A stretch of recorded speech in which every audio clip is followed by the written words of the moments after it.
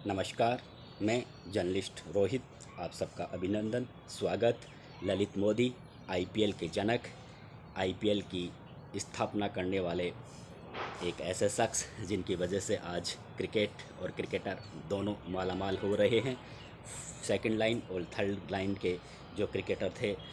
आज जिस तरह से वे मालामाल हो रहे हैं, ये आईपीएल की ही देन है। निश्चित रूप से आईपीएल के आने के बाद में क्रिकेट में हिंदुस्तान में काफ़ी पैसा आया है। जो क्रिकेटर जिन क्रिकेटरों का हिंदुस्तान की टीम में सिलेक्शन हो जाया करता था, उनकी ज़िंदगी तो फिर भी आलीशान से गुजर जाती थी, लेकिन जो क्रिकेटर रणजी ट्रॉफ़ी और दिलीप ट्रॉफ़ी खेला करते थे,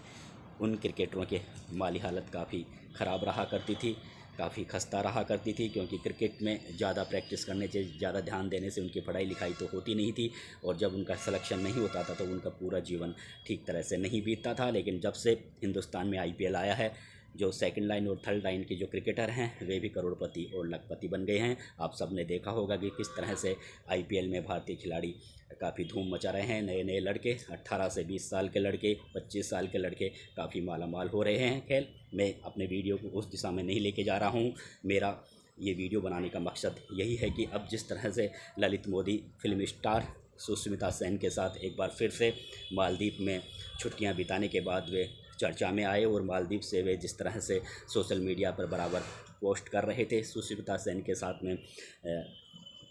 छुट्टियां बिताने का, और जिस तरह से वे संदेश बराबर सोशल मीडिया पे पोस्ट कर रहे थे, उसके बाद में हिंदुस्तान में भी ये चर्चा हो गई थी कि हो सकता है ललित मोदी और सुष्मिता सेन ने शादी कर ली हो। हालांकि अब दोनों ने ही, ललित मोदी और सुष्मिता सेन दोनों ने ही साफ कहा है कि उन्होंने ना तो कोई शादी की है, ना सगाई की है, सिर्फ उन्होंने छुट्टियाँ बिताई है। तो अब इंग्लैंड में बैठ के जिस तरह से वे वर्ल्ड टूर कर रहे हैं, और हिंदुस्तान से करीब 700 करोड़ रुपए के कर चुरा कर वे 700 करोड़ रुपए की कर चोरी के आरोप में उन्होंने जिस तरह से हिंदुस्तान ने उन्होंने भगोड़ा घोषित किया है, और वो इंग्लैंड में आराम से अपने पूरे ऐशो आराम की ज़िंदगी जी रहे हैं, तो ये निश्चित रूप से इंग्लैंड में बैठे बैठे ललित मोदी एक तरीके से भारत सरकार को चिढ़ा रहे हैं, एक तरीके से भारत सरकार को चुनौती दे रहे हैं। प्रधानमंत्री नरेंद्र मोदी ने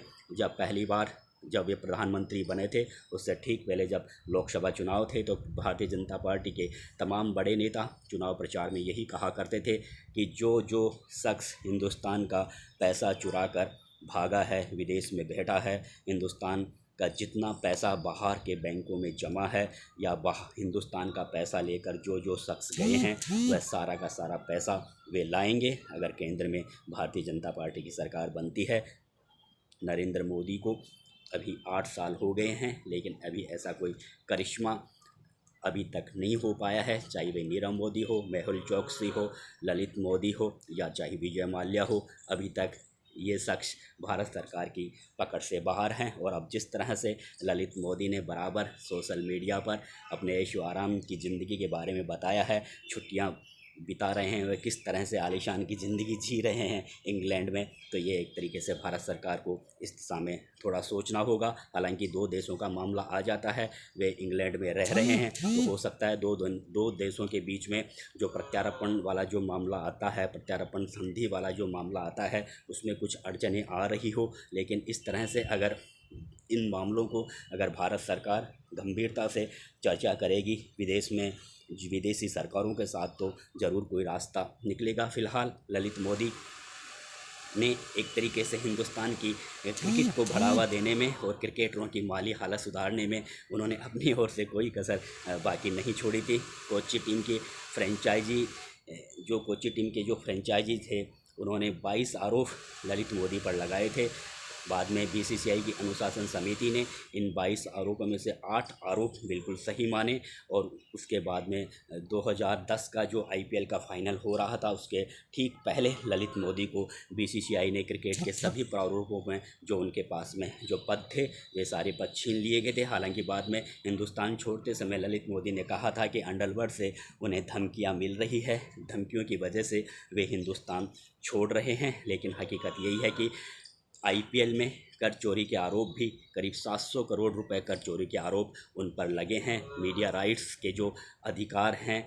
उनमें अपने परिजनों को फ़ायदा पहुंचाने के आरोप भी उन पर लगे थे और तमाम तरह के बड़ी अनियमितताएँ जो IPL में हुई थी वो सारी आरोप ललित मोदी पर उस समय लगे थे। उसके बाद में ललित मोदी की उस समय 2010 में चारों तरफ से घेराबंदी हो गई थी। हालांकि मोदी जब हिंदुस्तान से जब वो इंग्लैंड में जाकर फंसे तो वो यही कहकर गए थे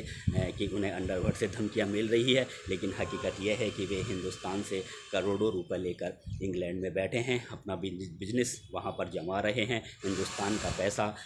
का पैसा हजम करके, हड़प के, ठग के वे एक तरीके से इंग्लैंड में आराम से फिल्म स्टार लोगों के साथ ऐशो आराम की ज़िंदगी जी रहे हैं। ललित मोदी एक ऐसे शख्स हैं, जब 2003 में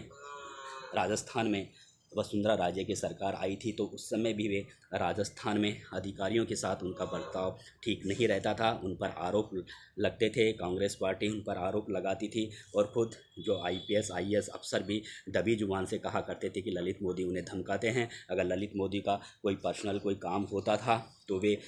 खुद अधिकारियों को जयपुर की होटल में बुलाते थे, जहां वे जिस होटल में ठहरते थे वहां पर ही वे अधिकारियों को बुलाते थे, यानी वे खुद अधिकारियों के चैम्बर में नहीं जाया करते थे। यह उस समय की बात है जब राजस्थान में वसुंधरा राजे की सरकार थी। तो मीडिया में भी ये चर्चा थी कि ललित मोदी और जो वसुंधरा राजे हैं वे एक ही स्कूल में पढ़े हुए हैं और दोनों के बीच में अच्छी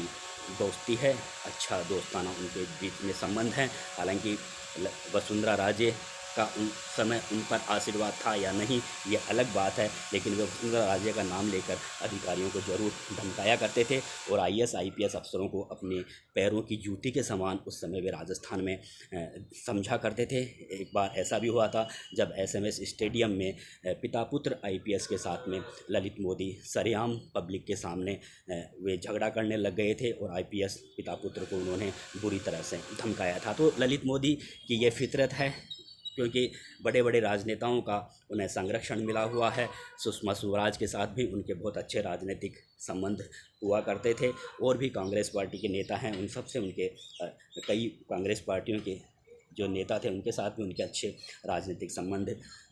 उनके साथ में हुआ करते थे। इस तरह की चर्चाएं थी मीडिया में भी और राजनीतिक हलकों में भी। अब वे जिस तरह से 2010 के बाद में वे इंग्लैंड में आलीशान ज़िंदगी जी रहे हैं तो निश्चित रूप से ये एक तरीके से भारत सरकार के लिए एक बहुत बड़ी चुनौती है। और अभी हाल ही में वे जिस तरह से बराबर सोशल मीडिया पर पोस्ट कर रहे हैं अपनी आलीशान ज़िंदगी के, जिस तरह से वे नज़ारे फ़ोटोज़ वगैरह सोशल मीडिया पर पोस्ट कर रहे हैं, तो ये एक तरीके से भारत सरकार को खुली चुनौती है और वे एक तरीके से भारत सरकार को चिढ़ा रहे हैं। अब ये देखना है कि प्रधानमंत्री नरेंद्र मोदी, जिन्होंने हिंदुस्तान में काफ़ी चमत्कारिक शासन किया है, बड़े बड़े उन्होंने निर्णय लिए हैं, अब जिस तरह से जो करोड़ों लाखों हज़ार करोड़ों रुपए लेकर जो बड़े बड़े उद्योगपति यहाँ से फरार हुए हैं, आलीशान ज़िंदगी जी रहे हैं विदेशों में, भारत के बैंकों का पैसा लेकर वे ऐशो आराम की ज़िंदगी जी रहे हैं, उनके खिलाफ़ वे किस तरह की कार्रवाई करते हैं, ये एक बड़ी देखने वाली बात है। फ़िलहाल ललित मोदी का अब जिस तरह से सोशल मीडिया पर चर्चा में आना, एक बार ज़रूर भारत सरकार इस मामले को सोचेगी और थोड़ा विचार करेगी, क्योंकि हिंदुस्तान के गरीब लोगों का जो पैसा हड़प कर ऐंठ कर अगर कोई बाहर बैठकर ऐशो आराम की ज़िंदगी जी रहा है तो ये निश्चित रूप से हिंदुस्तान वासियों के लिए भी एक तरीके से काफ़ी अपमानजनक ये बात है और भारत सरकार के लिए भी एक ये बहुत बड़ी शर्म की बात है। तो निश्चित रूप से भारत सरकार अब ललित मोदी ही नहीं बल्कि तमाम बड़े बड़े लोग जो हिंदुस्तान का पैसा लेकर विदेशों में ऐशो आराम की ज़िंदगी जी रहे हैं उनके खिलाफ़ कड़ा एक्शन करेगी, ताकि हिंदुस्तान की जनता में भारत सरकार के प्रति भरोसा और विश्वास और बढ़ सके। नमस्कार दोस्तों।